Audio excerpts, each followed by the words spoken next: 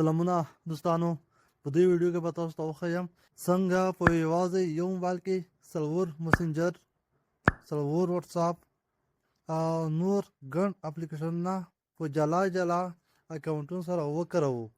که غواړئ شخصي او کاري اکاونټونه یو ځای ولرئ یا څو اکاونټونه پرته له ستونزې اداره کړئ، نو دا ویډیو تر پایه وګورئ. که ویډیو مو خوښه شوه لایک یې کړئ، د خپلو ملګرو سره شریک کړئ او د نورو ګټورو ټکنالوژۍ ویډیوګانو لپاره زموږ چینل او فیسبوک پاڼه درسره تعقیب کړئ. راځئ چې پیل یې کړو. د دغه دپاره به لومړی راشئ په پلی سټور په کلیک وکړئ، بیا به راشئ په سرچ په کلیک وکړئ، همدا قسم دلته به توجه مولټي سپیس همدغه اپلیکیشن به سرچ کړئ. همدغه مولټي سپیس په نوم اپلیکیشن ما ډاونلوډ او انسټال کړی. تاسو همدغه اپلیکیشن د پلی سټور څخه ډاونلوډ او انسټال کړئ، همدغه ځای څخه هم خلاصولی شئ. نو بیا به راشئ په همدغه اپلیکیشن به کلیک وکړئ، بیا به یې ایګر کړئ، بیا همدلته راشئ دا پلس علامه چې تاسو وینئ په دې به کلیک وکړئ.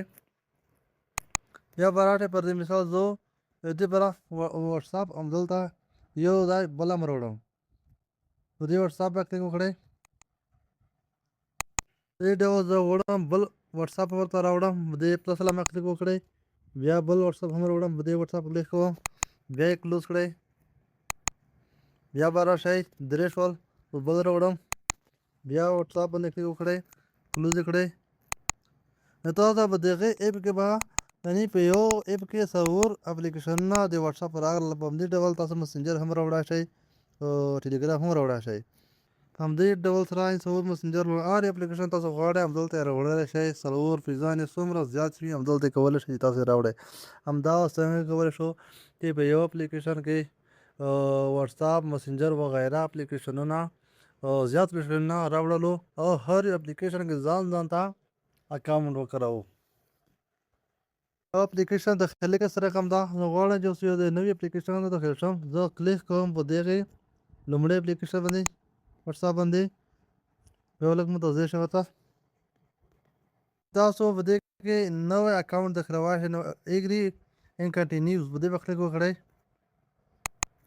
نوره طریقه هماغه دغې واتساپ اکاونټ د جوړولو په شکل باندې تاسو څنګه واتساپ ته اکاونټ جوړوئ یا نمبر داخلوئ، نوره طریقه هماغه ده. تاسو چې څومره اکاونټونه یا ایپ داخل کړل، هر یو ایپ ته تاسو نوی ځان اکاونټ داخلولی شئ. بیا هر یو اکاونټ کې تاسو خپل کار کولی شئ.